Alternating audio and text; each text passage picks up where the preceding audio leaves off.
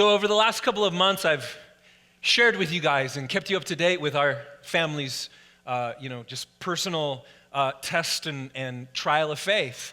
That, going back to June, I just felt like my life was in too much cruise control, and it's dangerous when that happens. I need something scary. I need something to step out into, and when I started being stirred up with that, I was really hoping and thinking that God would provide this building that doesn't exist and say, it's way too much money, but I want you to go for it because I'm going to give it to you. And that's not what happened. Instead, God said, I want you to sell your house. We bought our house back in 2008 when the market was super low, and we have no reason to leave. It's great. We bought it low, so our mortgage is lower than a lot of our neighbors, and God just said, I want you to sell your house. And I'm like, well, okay, where are we going to go? And he's like, what would be the point of you walking by faith then, Josh? I'm not telling you where you're going to go. I'm not going to tell you about the crazy ride you're going to go through over the next couple months. Just put your house up for sale. And, I've shared everything was going good, and we had these weird setbacks, weird things happening where there'd be a setback, but then God would push it through and things out of our hands. And all of a sudden we hit this deadline to where, mortgage is closing, escrow is closing on December 15th. We need a house. We don't have one. All these houses are falling through, not because our credit's bad, our credit's good, and steady income and everything, but we would just miss it. We would literally put in for a house, and people kept telling us over and over, oh, you just missed out by one day. Oh, a couple hours ago, the owner gave it to someone else. And if that happens once or twice, that's one thing, but when it happens about 20 times over the course of a couple weeks, that's really weird. And like Paul said, I'm not in despair, but I'm really perplexed. What are you doing, God? Why do you give us sights and vision for a house, and we think we got it, and then you take it away? And it happened over and over for us. And so we were able to rent back a month, which pushed it back. The deadline's, January 15th, but I perform a wedding that day, so it's really January 14th. And the last time I was up here, December 20th, I told you about a house that I thought we had. And we got the text, oh, the owner picked somebody else. It was like, what? I thought that was it. Now, we had plans to drive to Utah the night of the 20th, because like I told you before, my wife's it's a big thing to see her family for Christmas and everything. And I was like, babe, we have to have a house. We have to stay. And she's like, are you going to keep me here for Christmas? I'm like, I don't know. The January 14th, what do we do? We don't have anything. And I kid you not, Monday, I called on some houses. I mean, you're open to anything, right? So houses we didn't even want. We're open to anything. We call, oh, that was just taken. Oh, we know you looked at it. We didn't know you want it. Someone got it an hour ago. The same stories are happening that Monday. And then there's the one home that was open, and we're just like, we'll take it. It didn't have any of our wants or needs, really. And it was a house that is about 1,000 square feet smaller than our home now, which is fine. We're like, whatever, we can live in a small home, no big deal. And we had weird needs that we needed, because we have this giant 6-point elk shoulder mount. So not many people in California have that. And so we needed a place to mount that. It sounds really ridiculous and weird, but it's true. I mean, this animal is as big as a horse. The antlers are massive. We're not talking like a little deer. This elk are huge animals. And you can't put it in storage because it ruins the whole thing, and it was expensive to go through everything, to hunt and, everything, get the mount and everything. So it's like, okay, we need space, because if you have a normal roof, it's like you're going to be running into its nose everywhere. You know what I mean? It's going to be right in your face. And if this is the wall, it sticks out like this far. It's huge. It's big as a horse. It's huge. So it's like we could put it at the dinner table, maybe, and give it an imaginary plate or something. Then I don't know what we do. And this house didn't have that. So it's like, I don't know. We just, maybe you've been there before. We just need something. So we're going to put in for it. It was clean. It was nice. And so it's like, okay. The guy who showed the house is like, great. No offers have been put in. Perfect. Just come by in the morning and, you gotta give them a little bit of money to run your credit and everything. So I had it all ready. I went in pretty early that Tuesday morning, and I'm thinking, okay, I'm gonna drive my wife. She's not even gonna miss Christmas Eve. She'll be there. And so I get in, I lay my paper down. Oh, you looked at that house last night, great. Oh, wait, the owner just accepted somebody else a half hour ago. So at that moment, I honestly had this feeling where I had to fight from feeling like God was hurting my feelings. It was really weird. I'm like, I wanted to say, God, you're like hurting my feelings here. Like, why aren't you coming through? And I just, in that moment, this lady's looking at me probably like, what is he thinking? Why is he standing here? And I just had to, in my heart, say, God, I believe in you. I'm going to keep my confidence in you. You're closing the door. When I pray for closed doors. I don't pray for open doors because it keeps my heart safe, but I'm like, God, this is a little ridiculous, right? Like, really? You're closing all these doors? And so I open the door, and I'm walking out of this property management office, and as I have the door open, I hear a voice say, wait. The owner of this office had overheard what happened and said, hey, you know what? We have a brand new house. I just got it yesterday. I took pictures of it. It's not on the market. No one knows about it. It's not even in our computer system. None of our people know about it. Would you want to look at it today? And I'm like, yeah, whatever, you know? So I call Mackenzie. She's like, okay, like we'll go. And you don't have any family around, so we dropped our kids off at Pastor Eddie and Susie's. They were like available, like 24/7. Drop your kids off if you need to go see a house. Because we tried to take them to one house and we didn't get to look at the house. It was like, God, that's an easy shut door. That was not you. Guys, we go to this house, and guess what it was? Honest to goodness. You go into something thinking what you need and what you want, and looking at this place for this season in life, it is literally like a dream house for us. It is so stinking amazing. It not only had our needs, I could list off 30 things we didn't even pray for that I know my wife loves, and we didn't pray for them because they were just little extra things. And God did something where he just let me know, Josh, I had this reserved for you the whole time. And I've handpicked it for you. No one even else knows about it. No one will know about it. You don't have to compete with anyone. You don't have to do anything. This is what I've had for you the entire time. Honestly, I could list off so many things we love about this house. One thing, okay, just one thing. In the backyard, the former tenant built this playhouse. Not a playset, a playhouse. It has a wraparound porch. Like my two boys get a wraparound porch in their playhouse with the doors, like so cool for kids. It is 1,000 square foot bigger than our house now. I don't know why we don't need it. We were settling for a house with 1,000 square foot, like smaller. So I know like God's like, you're gonna have people over. That's why I'm giving it to you. The Bible says he gives exceedingly abundantly more than what you could ever ask or hope for. And he did that. God is good, amen? God is so good. It's so awesome.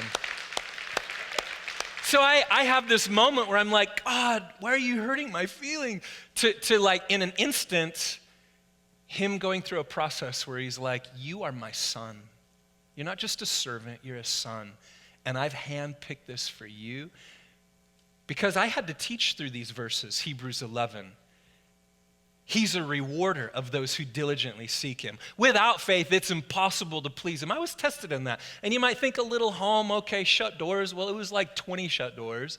And it was just weird. It was a weird, wild ride. And even though I was confident in God, you have those moments when those little fears creep into your heart, and you want to get frustrated with God. And I just had to fight against that. And so we look at the house, we get back to the office, and the former tenant had a lot of kids, and so he did some modifications to the house that this property management office thought that they were going to have to put all this money in to take out. But my wife was like, no, we love it.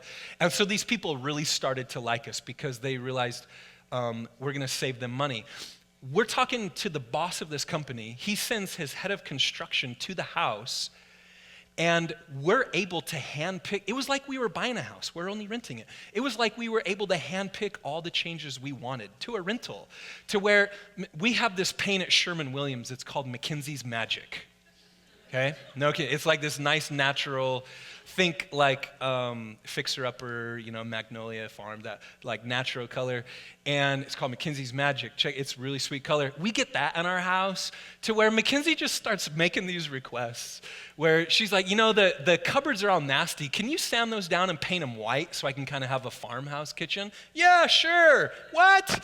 This is amazing. All these things, like handpicked. It was so cool. And then the last thing is we offered $150 a month cheaper than what the owner was asking for. The owner was deployed. He was on a huge Navy ship out in the middle of the ocean. And this boss is like, I've tried to call him. You can never get a hold of him. You email him, and it takes him a couple days to get back. So it's like, okay, well, we were wanting to go to Utah. We'd like to wrap it up, but I guess we'll just have to wait. And Mackenzie, she goes, you know what? Everything's worked out fine so far. Why don't you just try to call him? Dude answers the phone right there. They want it. They look like good tennis. We hear we're eavesdropping. The guy's like, yeah, they're great tennis. They're going to be awesome. I just know it. And he's like, okay, give them to the price that they want. So it's like, when the stars align, it's just amazing, And so we went from like, we don't know what we're doing. And after a couple hours, in just a couple hours, Mackenzie and I are walking out of that office with tears in our eyes, just saying, what did God just do for us? What did he just do? And I really did feel just like a son of God, where he just like, I love you. I showed you. I came through for you. Don't ever doubt me again, boy. Like that kind of thing. And you know what? Guess what? It has a nice spot for that elk. So God is good. Amen?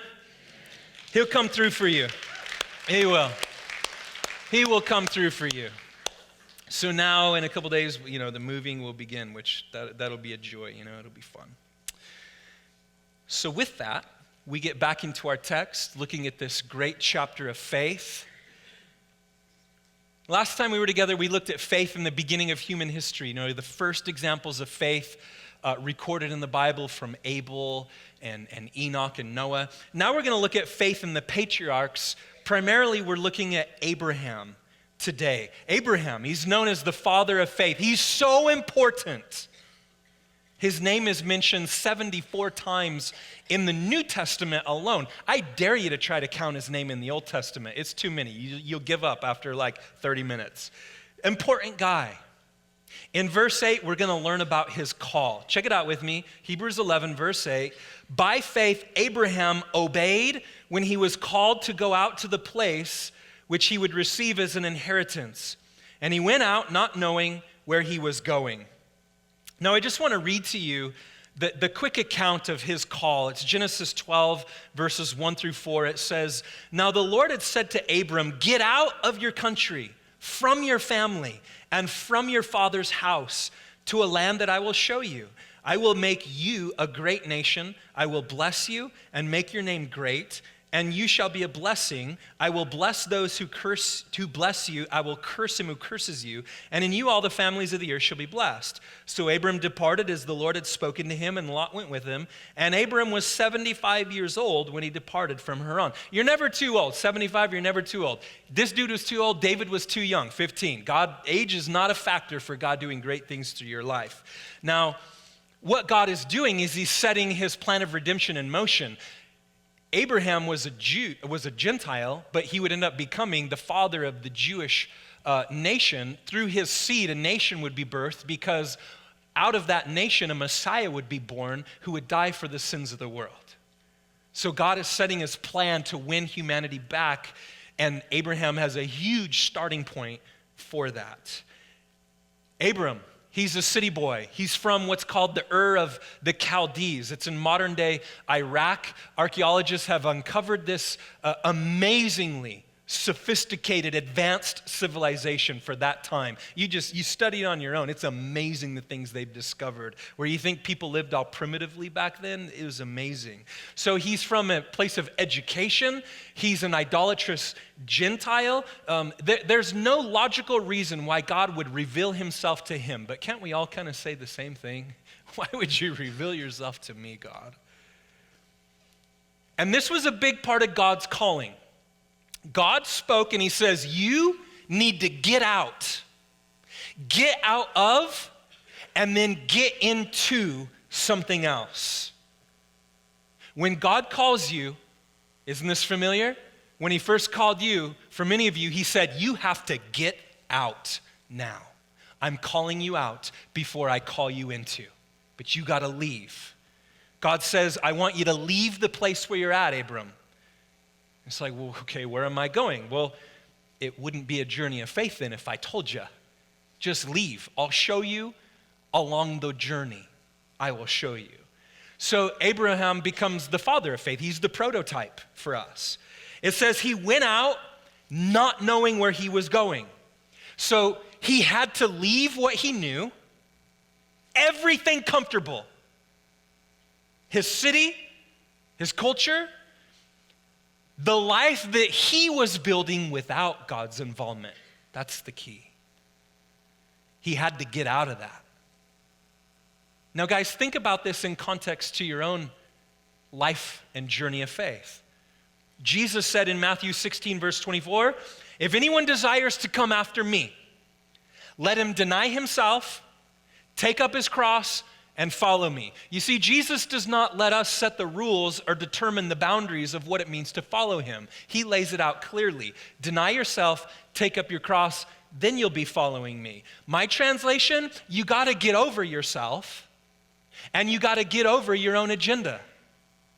Get over your ideals of what you think life should be for yourself, because his ways are higher and better. And for me, he just showed me many times it's a frustrating closed door that is the pathway that leads to the great open door. It was through several closed doors.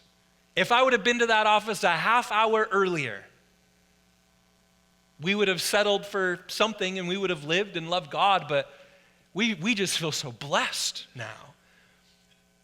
And so through closed doors, God leads through whatever. You got to get over what you think life should be like. And it's like if you're the type of person where you set your 5-year, 10-year, 15-year goals and you're really determined about those, if you're a Christian, you make me want to laugh. Because if you're a Christian, the only reason why God lets you make plans is so that he can wreck them and change them. And if you've been walking with the Lord long enough, you know what I mean. He will change your plans and you have to be flexible for that. Abraham did not see this coming at all. And so here's an example from my own life, guys, of what this looked like. There was a time I was 21 years old and I had just really started walking with the Lord, and I finally had like a life. Like I was in the negative. Like I was at like a negative 100 in my life. I was so screwed up, my mind, my heart, how to live life as an adult man. I didn't know how to do it. And it's like I felt like I had to learn, like defragment to just get to zero, to get to even. I don't know if you know what I mean, but drugs and alcohol and stuff will do that. It sets you far behind. And I was like even, and I was like starting to do stuff where I had a pretty good job.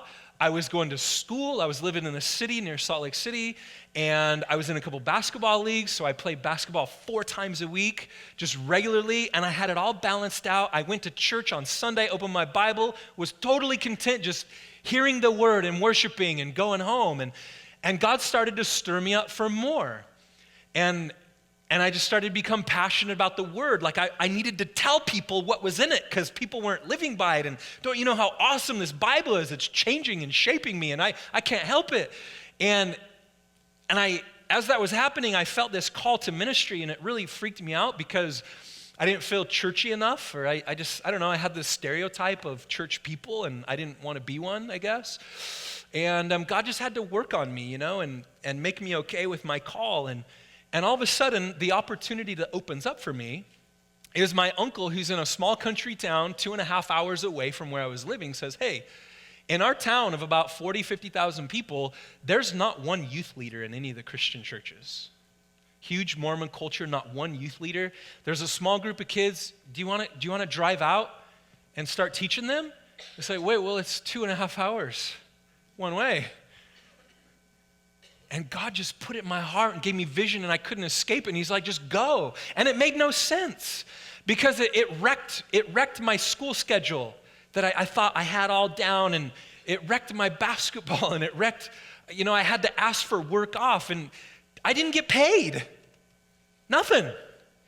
I had to pay for my own gas to go and invest in these little kids, and it made no sense at all for me to do this because I thought my life was heading in a good way. But you know what I didn't know?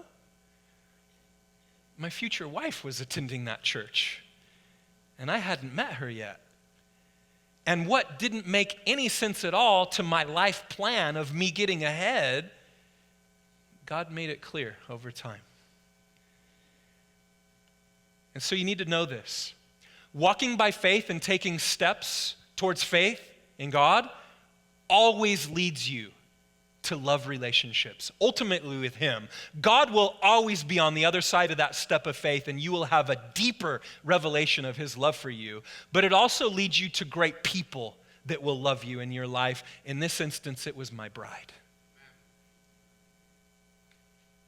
Religion will always seek to be comfortable. I want to stay in my routine. I want to sit in my same chair. I want to come and do this, and don't anyone get in the way of that. You see, religion is weak. Religion doesn't have the guts to take a step in faith and do something radical for Jesus Christ. Religion just kind of sits there and doesn't want to get rocked out of its little groove. But you know what faith says, guys? Faith says, I know I cannot build my life better than God can. Do you believe that?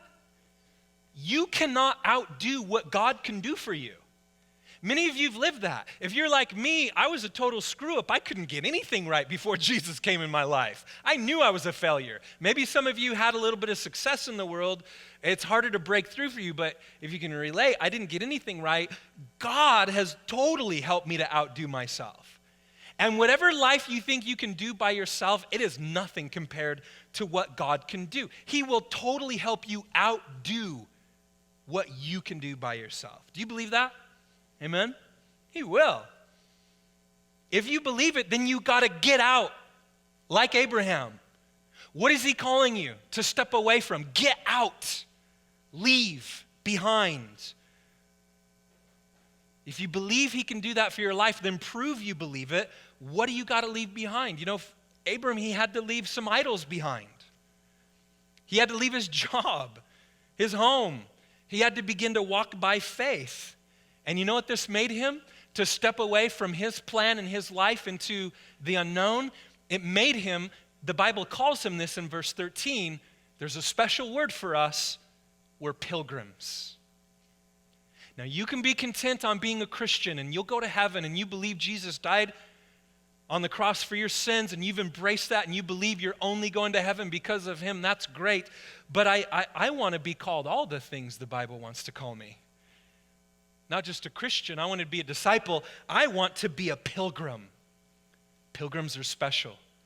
All these people listed in the Hall of Faith, they're pilgrims. And the Christian life is to be a pilgrimage. What does that mean? Well, let me explain by contrast. A fugitive is somebody who's running from home. A vagabond is somebody who has no home. A foreigner is somebody who's away from their home, but a pilgrim is somebody who's going home. And this whole life of faith for Abraham, one step in front of the other, he knew he was getting closer to heaven, to his true home. Psalm 84 verse 5 says, "Blessed is the man whose strength is in you, whose heart is set on pilgrimage." I'm always moving. I'm not being satisfied with the world. I'm not getting stuck in my ways. I'm moving, I'm going, I'm stepping off the ledge over and over because I'm on pilgrimage. Guys, do you realize we are never, ever, ever, even when God blesses you, you are never really supposed to feel settled and satisfied in this world. If you felt settled and satisfied, then this would be heaven. Even when God's blessing you, there's an element of your heart where you're like, this is incomplete. This isn't what This is really not what I was created for. And I love what King David said after contemplating the world and having deep thoughts. The conclusion for his own life in Psalm 17, verse 5 was, as for me, as for this guy, I will see your face in righteousness. I shall be satisfied when I awake in your likeness. And that confession means David realized as long as he was on this earth, there was going to be an element of unsatisfaction in his heart. No matter what he got, he's the king of one of the most thriving nations in the world. He has anything he wants at his disposal. He says, I'm not really satisfied until I awake, which means he knew the moment he died, in a blink of an eye, in a moment, he would open his eyes and he would wake up to reality. And what he could not see, he would be able to see, and he would awake in the presence of God. And when you and I die, in that moment we close our eyes, we will instantly open them again, and we will be in the very presence of Christ. Amen? That's his call. Get out. And I'm going to show you what I want you to get into. As we continue in the text in verses 9 and 10, we see some of his journey. It says, by faith he dwelt in the land of promises in a foreign country, dwelling in tents with Isaac and Jacob, the heirs with him of the same promise. For he waited for the city which has foundations, whose builder and maker is God. So he arrives into Canaan, which would become Israel, the land of promise, at 75. He dies at 175. So there's many years of him journeying where he chose to live in tents. I mean, this dude became really successful. He had the money to build a nice property, a house full of stone, maybe a little gold in it, and he always chose to live in a tent because it was a picture of his relationship with God. It showed he never got too comfortable with this world. He never owned a home. He lived in tents, just picking up and going. If I build a home, I'm kind of stuck with it. But if I live in a tent, I can go where the wind takes me, where the Spirit takes me. I'm free. I can go. And he was waiting to live in God's city, in heaven.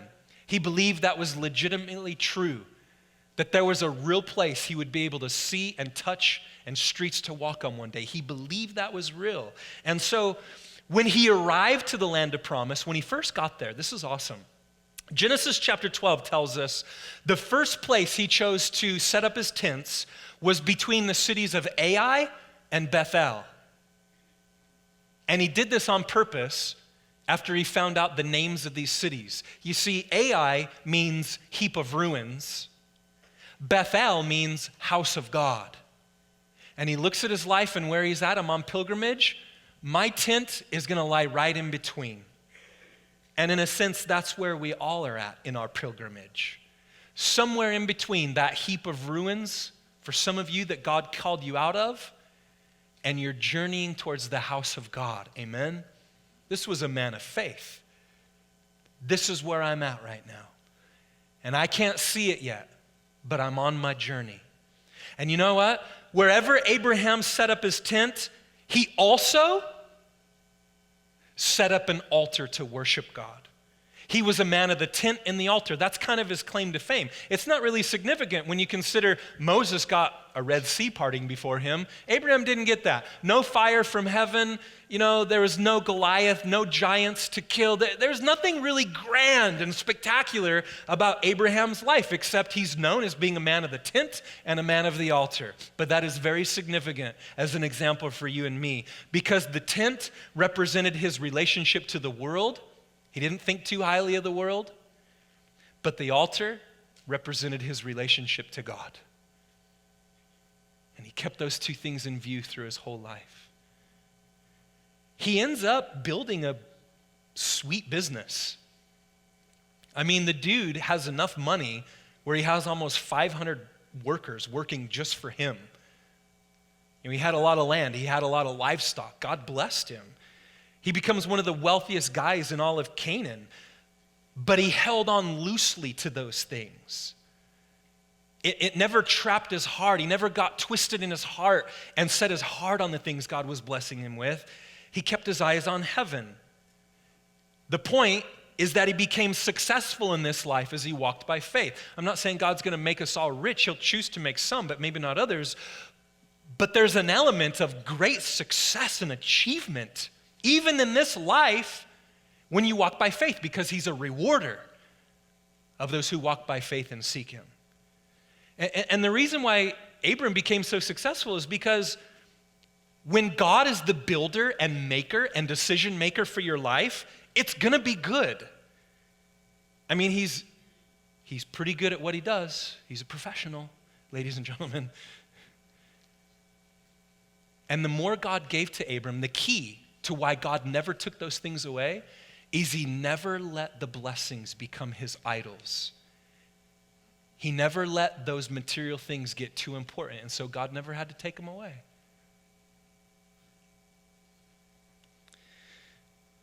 In verse 11, it talks about his wife and her faith. It says, by faith, Sarah herself also received strength to conceive seed, which means a baby. She bore a child when she was past the age because she judged him faithful who had promised. Now, Abram was 75 when God says, hey, I'm going to give you a kid. She was 65. Okay, you're going to give me a kid? Well, at 90 years old, she's still waiting for this baby. And you know what? In Genesis chapter 18, it tells us she struggled with faith. She laughed at the thought of having a baby that old. When she heard God speaking to Abram, she chuckled in her tent like, I'm 90. Look at me. How can I do this? I mean, what the heck? But you know what? There is nothing mentioned here about her unbelief. And may I remind you guys again, many of these people we see in this chapter, they screwed up big time in the Old Testament. Abraham, yeah, he screwed up sometimes, big time. But that was before the cross of Christ.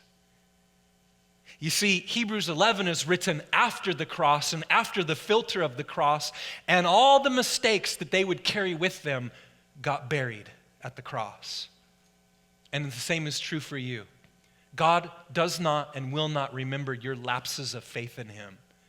All we see here is their courageous things of faith, the times that they did place faith in God, and he remembers those things because they're precious to him. He remembers every time you've cried out to him, searched for him, placed your faith in his word. He remembers, and there will be great reward for all of you in heaven for those times when you chose to believe, when you could not see or feel or comprehend. When circumstances were crazy and you still chose to believe, he is so greatly pleased by those times in your life. Somewhere along the way, she judged God to be faithful. And she believed that it would happen. That's what verse 11 says. In verse 12, it goes on, therefore from one man, and him as good as dead, were born as many of the stars of the sky in multitude, innumerable as the sand, which is by the seashore. You know, she's 90. She looks at him and she's like, you're as good as dead, man. He wasn't in any better shape than she was. I mean, at 100 years old and 90 years old, God's like, you know, you guys get down and you're going to have a baby. It's just going to happen. And they're like, are you kidding me, God? I mean, think about it. It's like, okay, maybe when we were in our 20s and stuff, like we were rolling and cool with that, but come on. I mean, it's right there. It's impossible. I mean, if you think of a 100-year-old woman like having a baby, but it says God gave strength and enablement and grace for this. She looked at him and said, boy, you're as good as dead. What are you going to do now? You're an old man. And God did it. Oh, he did. What's the point? What's the spiritual principle for your heart? God calls to things that are dead. And he says, I can bring them to life. God is not a God of resuscitation. He is only a God of resurrection. What does that mean for you? You try to breathe life into something, God is saying, just let it die, let it go, stop holding on. You're fighting against me, you're holding on. Quit doing CPR on that thing, I want it, just let it go. Because I'm not about to resuscitate. I'm about the business of miracles and resurrection. Let it go, and I will bring something radical into your life. And so for your life, you can't tell me there's not some sort of deadness in your life. What does that mean? What does that look like for you? Maybe things that have died in you that used to be alive. Things that have died around you. Damaged things inside of you that have tried to destroy you emotionally. God can give you life where something has died inside of you. God is able. And so you cannot, for your own sake, limit yourself by the things that have happened to you. Guys, everybody has limits.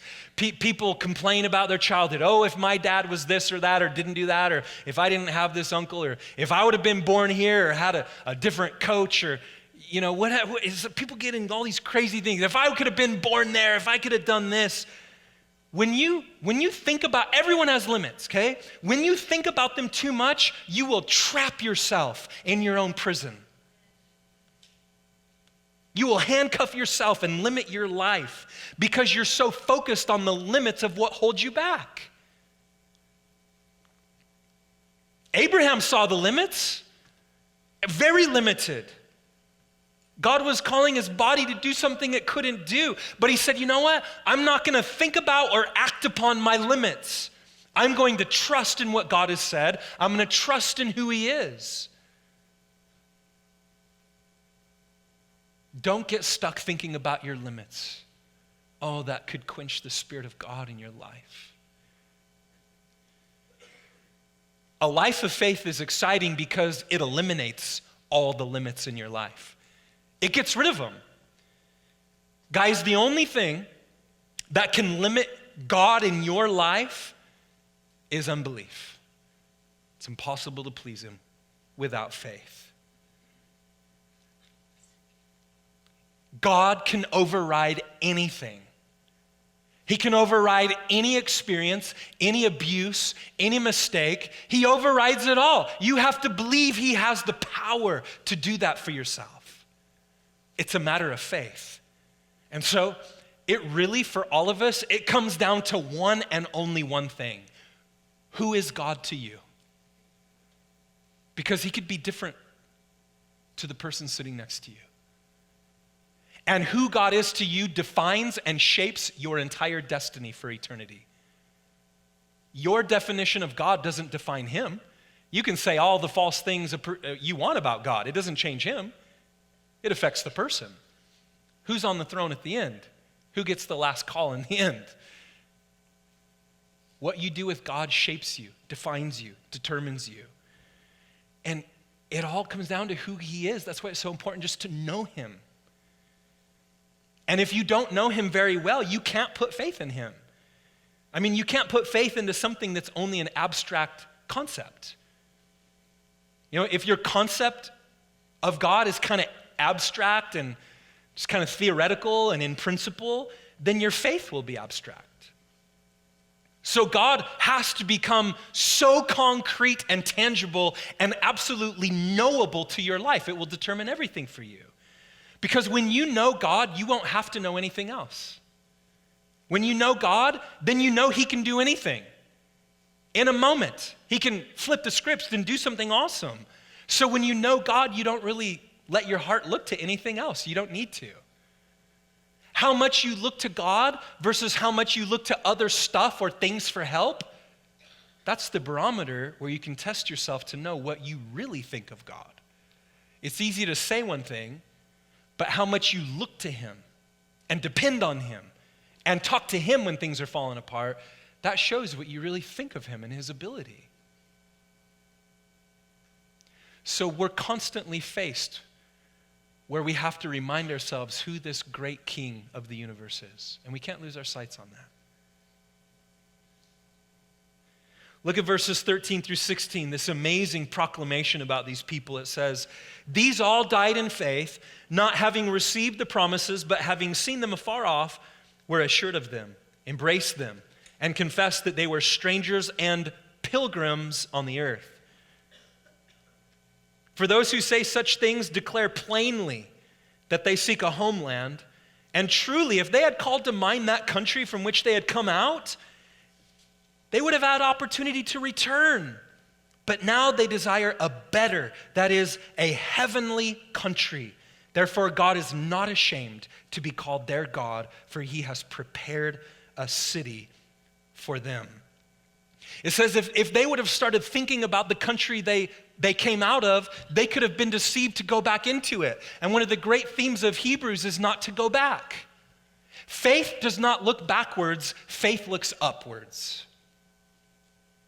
You can't look backwards, because if you start to look backwards, you're going to jack yourself up. Because when you look back into your past, your flesh will choose to have selective memory. When Satan tempts you to look back, you'll look back and think, oh man, that was so great. Oh, those times were awesome. No, they weren't. You were empty. You were depressed.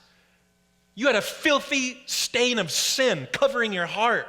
You felt so guilty, so awful. You couldn't escape it. You were afraid of dying. You were so lonely. The emptiness was so real. It wasn't good back there. Yet it's easy to fall into the trap of looking back and thinking it was good. Israel had this complex. When the nation of Israel looked backwards, they didn't think about all the scars on their backs from being whipped, from being in bondage to an oppressive ruler. You know what they said when they looked back? They said, oh, the garlic we used to eat.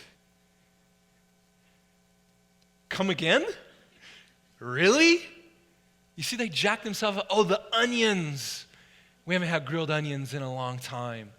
It's like, whoa, people, you are seriously like mental right now.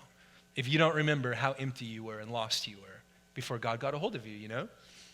And so people of faith remember this. Paul remembered this. In Philippians 3, verses 13 and 14, he said, one thing I do, forgetting what is behind and straining toward what is ahead, I press on toward the goal to win the prize for which God has called me heavenward, upward in Christ Jesus. You see, if Paul fixed himself on his past, he would have got jacked up because he would have remembered, I'm guilty of murder. I murdered Christians. I was an awful man, and would have slowed him down. But instead of looking backwards, he looked upwards. That's the pilgrimage of faith. You're moving upwards. You're not on a pathway that's level. You're on an escalator, and each day is a step closer towards heaven for you. That's what it is. To look backwards is to go down instead of keep moving upward. This is what Jesus said. In Luke chapter 9, verse 62, no one, having put his hand to the plow and looking back, is fit for the kingdom of God. That's what Jesus said. You move forward, you run in your own lane, and you keep going forward. Guys, Christians, the only thing that separates us from other people in the world, Christians are sinners who keep getting back up. And we keep looking forward. And no matter what happens, we keep going forward. You know, we that's what we are. That's what we do. Amen? Again, verses 15 and 16. Truly, if they had called to mind that country from which they had come out, they would have had opportunity to return. But now they desire a better, that is a heavenly country. Therefore, God is not ashamed to be called their God, for he has prepared a city for them. In verse 13, it says, these all died in faith, not having received the promises. They died not receiving what was promised to them. But you know what? In this room, you and I, we've received some of those promises. Because Abraham never knew what you knew. He never had the opportunity to hear the gospel. He never had the opportunity to know his name was Yeshua, Jesus. That's his name? He was born in Nazareth? Really? Of Judah? A cross is how he died. This is what he said. This is how he rose. These were the dudes he set up to spread his gospel around. This is the effect he's had in the world. He never had the opportunity to know what it's like to say, Jesus come inside my heart and forgive me right now. Yes, he's in heaven because he's justified by his faith from what he knew about God. But you have to realize, because we have full revelation, we are called to a greater accountability before God. We are living dead men's dreams. Men and women much greater than me and you died dreaming about what we get to do here today. Dreaming of what they could see afar off. And we get to live their dreams. So we got to make the most of it. We got to go for it. We got to do this for Jesus. Whatever he calls us out of, whatever he calls us to just keep going for him. Because he's the one who's got the plan. He's the man with the master plan. And he has a life for each one of you. He has steps of faith unique for each of us. And we just keep going on pilgrimage till the day that we die. Pilgrims are always on a journey towards home. I don't want to just be a Christian. I want to be a pilgrim. Amen? Lastly, in verses 17 through 19, we get a glimpse of Abraham's greatest test of faith in his entire life. Verse 17, by faith Abraham, when he was tested, offered up Isaac, and he who had received the promises offered up his only begotten son, of whom it was said, in Isaac your seed shall be called, concluding that God was able to raise him up even from the dead, from which he also received him in a figurative sense. The great story is found in Genesis chapter 22. Read it today. It's awesome. Where God speaks to Abram and says, I want you to travel for 3 days to the land of Moriah. And I have a specific mountain I want to take your son to and offer him as a sacrifice. And so he says, Abraham, there's a special, unique place I want you to travel to. Take your beloved son to that place, sacrifice him there. And you know what the interesting thing is? Moriah was the place. Jesus Christ was crucified at the highest point of Mount Moriah, 777 meters above sea level, just north and outside of the ancient walls of Jerusalem. But you know what? When Abraham and Isaac went there, it would have just been rolling hills and countryside. There wasn't a great city built there yet, just a small village located about a mile south of Mount Moriah. But it was on that very hilltop that Jesus was crucified. The great picture begins. There's so many firsts in Genesis chapter 22. The first time the word love appears in the Bible. And it's interesting, it's not mentioned between a man and a woman, but it's between a father and a son. Because it's a picture of what God would accomplish with his son to redeem us and win us back to heaven. Abraham takes a son and 2 servants. But they get to a point where he looks at the servants and says, you have to stay here. Because you see, this work was something the servants could partake nothing of. It was something only that could be accomplished by a father and a son. And for you and I, we have to stay back. There's nothing we can accomplish and earn for salvation. The servants stay back. The father and the son accomplish this great work. And as he looks back at the servants, Abraham says, we will come back to you. We will come back. Now, Abraham hasn't read this chapter yet. You know, as he's walking, he's like, hey, get a load of Genesis 22, man, this is sweet. And there's no case study for this. God had never raised someone up before, but he's thinking in his heart, God spoke and promised me this son, promised through his offspring a great nation would come, so we're going to come back. If I kill him, God's going to raise him up. I don't know. It's awesome faith. Here's the point. Because he remembered God's word, because his relationship with God was founded and filtered through the word, he actually had something to stand on when times got tough, and he didn't freak out. Now, if your relationship with God is not filtered through the Bible, you're going to freak out. You're not going to walk through your journey, your challenge, your test of faith like you should.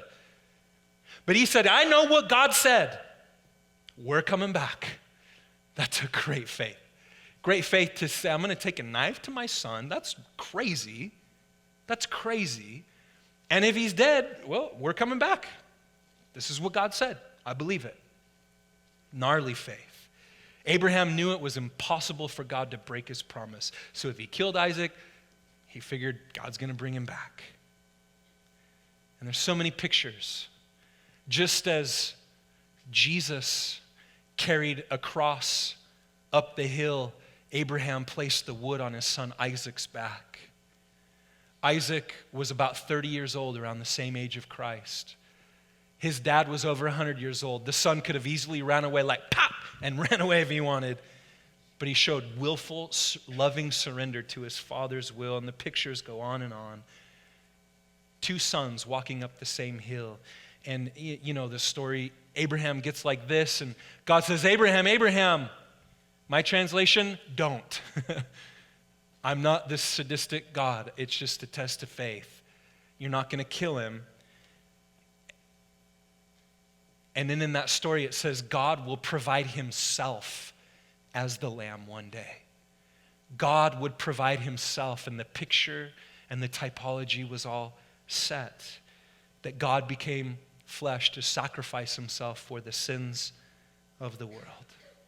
Now, guys, what's the great lesson we should learn about here concerning faith? This is super important, guys. When God blesses you with something,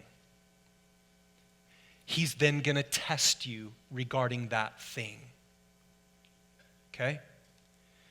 He's going to ask you to offer back to him the things that he's blessed you with. And what are you going to do when he asks you to let go of and offer to him the things you love the most? The things that you don't want to let go of the most. And he says, that's what I want you to offer. If it was all his money, God would have said, take your money and give it up, man. But this was the son he waited for so long. It was everything to him. And God says, I want you to offer him up. You know, he spoke something similar to me the day my son Gage was born. He's 2 years old now, but when he was born and he had the heart complications and he almost died 3 times and he had to go through open heart surgery. It was a crazy thing. And you know, the night before he went into open heart surgery, God was speaking to me and I was trying to ignore him. I was wrestling with him. And you know what chapter he put on my heart, the story he put on my heart? Genesis chapter 22. And I said, Lord, no. Are you going to take my boy tomorrow? You're really asking me to offer him up to you right now? And he said, yeah. No. I wrestled. I don't want to do that. It was about 4 and 5 in the morning where he finally got to me and got to my heart. And I honestly said, God, if this will bring you the most glory, and if this is your cup for me, if this is my Garden of Gethsemane moment, and this is what you have for me, if there's no other way, then Lord, take him. And I meant it. And I hated it, but I did it in obedience. And when I did, I felt such a peace and a relief, and so much fatherly love embraced me. And then about 5 seconds later, I said, God, I hope that's not your will. I really hope it's not. And you know, it wasn't. God kept my son around. You've seen, he's crazy. You'd never know. I mean, he's just like a little man-child, you know. But God was looking at my heart and the willingness to offer up what was precious to me. Can I take it, and will I still be your God? You must go through that in your own life, and not just once. You must go through that, Christian. You must go through that. If you're going to please God with faith and be a pilgrim and be a disciple of Christ, to offer up to him the things your heart wants to hold on to you. That's a gnarly, real-life, street-level picture of being a real Christian. It's not a game, it's real. And you know what? Praise God, my son is alive. But I've said this once, I'll say it again. God is not good because my son Gage is alive. That would be so unfair maybe to some parents in here, wouldn't it? That would be so unfair to some parents that we met down at CHLA who their child did not make it. God is not good because my son is alive. If God would have taken my son, God would still be good. And with deeper tears in my eyes and in a deeper loss, I would still stand before you and say, God is good because he's good, and I'm going to see him one day. I'm going to see him one day. God is good because his character, his nature is good, and he knows what he's doing. And so you just think, God blesses you with a home. Make sure your heart doesn't get all weird about that home. He blesses you with a sweet car. Pretty soon you start waking up and the first thought in your brain is that car. And how you love when people see you rolling by in it. It gets weird. God could take that thing away. You get a sweet job and all of a sudden you gain confidence because your identity isn't in Christ, it's in a job, and you start name dropping your occupation because you want people to know that's your identity. Hey, God is a jealous God. And if you give your heart to the things he's blessed you with, he just might take it away. That is something I know about God. And I've come to know this about God. Do you know this about him? That's who he is. He loves you too much to let you get all like, my precious, towards this material thing, He's like, I'll take it away. Get you reprioritized, man. Abraham always had his eyes on God. And God tested him, but he didn't have to take away his wealth. It was just an amazing life. And when God called him to give up his most costly thing, guess what, guys? It didn't harm him in the long run. So my question for you today is, what is your Isaac? You all have one today. And if you want God to work in your life, you'll open yourself and your heart up wide and you'll say, what is my Isaac? Show it to me, blast me. What am I holding on to, God? And only the Spirit of God can reveal that to you. Maybe it's something little, maybe it's something big. Maybe you know it right away. Maybe some of you are like, what is it, Lord? That's fine. There's something. What is God calling you to lay down, give up, quit, hand over, get out from in your pilgrimage of faith?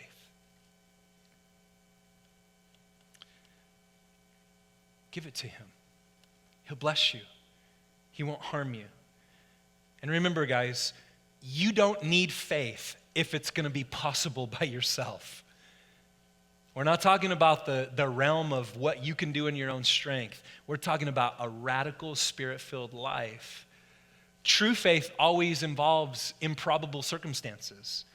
And remember, God is not limited to your circumstances. When's the last time God looked at you and said, oh, you have so many limits? Oh my gosh. Yeah, that thing you're struggling about because your childhood or this or you did that or that or that. I just didn't know you had so many circumstances. Josh, I take back that promise for you, buddy. He can override anything. He can override it all. He lived in a tent. He didn't hold on too tightly to the things of this world. And he always set up an altar. He worshiped God. And the presence of God, the nearness of God, was his flashlight to navigate him through step by step, day by day, in a dark world that surrounds us. Amen?